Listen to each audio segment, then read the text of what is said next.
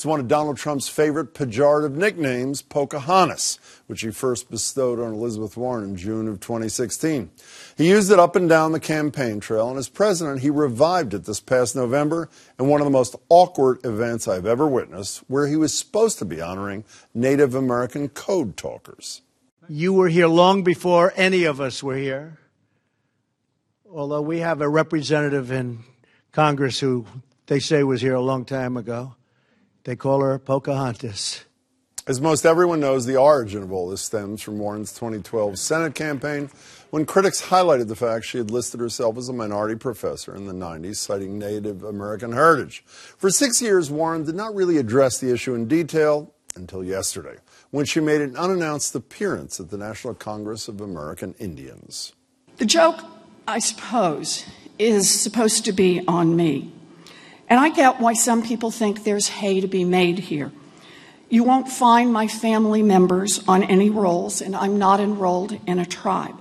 And I want to make something clear. I respect that distinction. I never used my family tree to get a break or get ahead. I never used it to advance my career. But my mother's family was part Native American, and no one, not even the President of the United States, will take that part of me away. Warren went on to decry the historic mistreatment of Native Americans, vowed to fight on their behalf in Washington. It was hailed as a bold speech by her supporters, denounced by opponents as, to quote the Herald's Michael Graham, a pack of lies. Joining me now are Jennifer Braceras, conservative columnist whose work appears in the Wall Street Journal and thehill.com. Good to see you. You too. She was a student of Warren's, by the way, at Harvard Law School. You liked her as a teacher, right? I did. She's an excellent professor. And Nadeem Mazen, former Cambridge City Councilor who's gone on to found OutVote. It's a voter engagement technology company. He's also a longtime supporter of Warren's. Good to see you. Nice to see you. Nadeem, obviously, I think it's fair to say that she has had a Native American problem trail her for a long period of time. Did she put it to rest yesterday?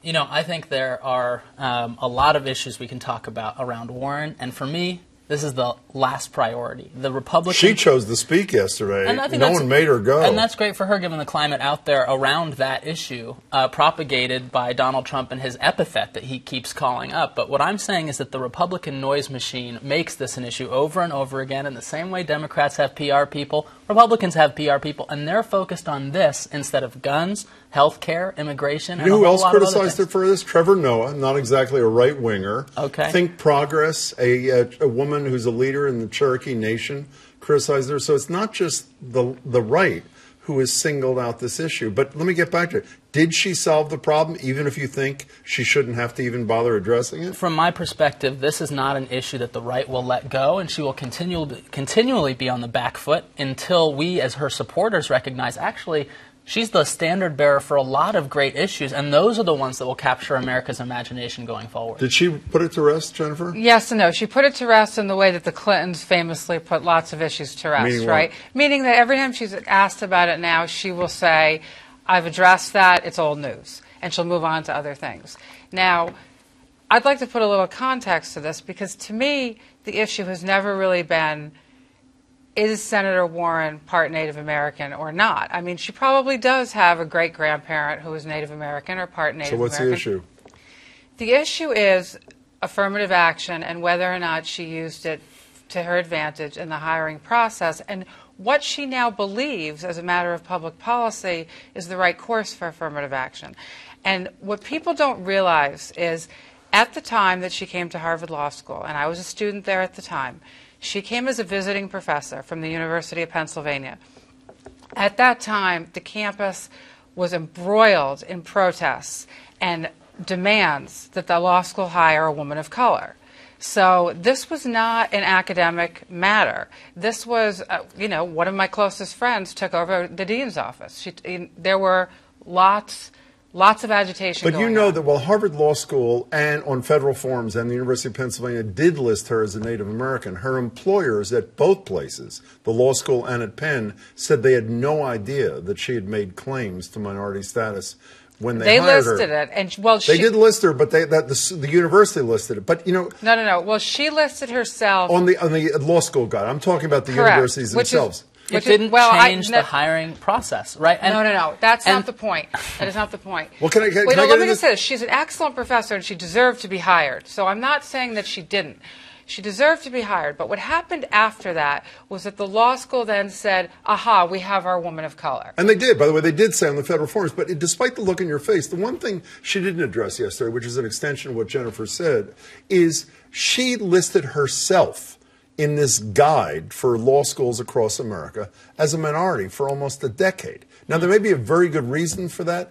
Don't you think she's got to address that issue before this thing is put to rest? From my perspective, you meet a lot of people and you ask, where are you from, what's your heritage? And people say, oh, I don't know, but we think we're Irish and Swedish or Ghanaian and Kenyan or whatever it is. She thought she was this and that. And in fact, as she looks into for her family history, that may be a heritage, but not, as she said, a tribal record or a tribal designation. By the way, which is very important to the Native Americans. That's allegedly a really important distinction. And I'm glad that it's important to her, but to list something like heritage or an alumni group affiliation is for others to find you and she listed herself as a minority.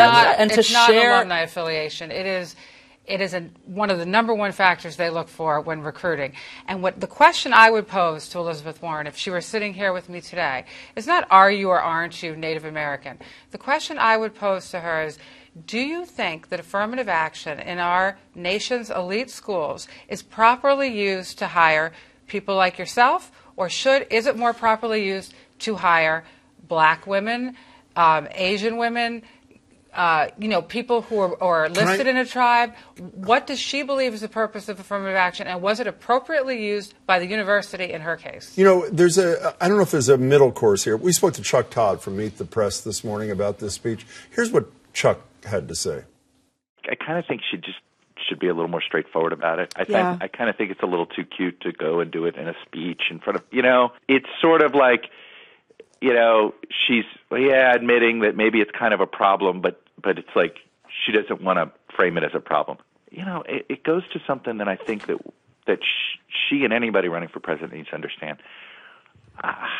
We will rally around somebody who admits a mistake. By the way, I am a huge believer in apologies, that the American people are incredibly generous. Is that not the best way to ensure that she can talk about these issues, saying, I may have made a mistake listing myself as a minority? If she made a mistake, I trust that she's the person to admit it. I have great respect for her integrity. But when she comes out there and says, listen, follow me through the journey here. I've been told my whole life I'm this thing. As I follow up, it seems I'm still this thing. It's not in the records. I want to tell you about it. You don't even doubt that, though. I mean, to be clear, you don't even doubt her legitimate... And I would say, Senator Warren, that begs the question. How do you feel about affirmative action? The United States Senate has policy-making authority over issues like affirmative action in this country. What is your policy view on it? Was it used correctly in your case? That's a great independent question for any member of Senate. But for Elizabeth Warren, she has much more important things to talk about. And for me, it's crazy that the left and that the news cycle in general thinks that this is the news about Elizabeth Warren that is going to make or break her presidential or her senatorial campaign. Well, since you said that, let's end with this. On the issue. Can we end with this, since you just brought this up? Can we agree on one thing in closing,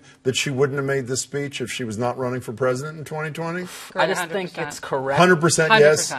70%? I don't know. It's great to clear the air. Nice to see you, and Jennifer. It shouldn't be a piece of I promise media we'll discuss her stance on the issues next time you're here. Is that fair enough? Sure. For both of you. Great to see you both.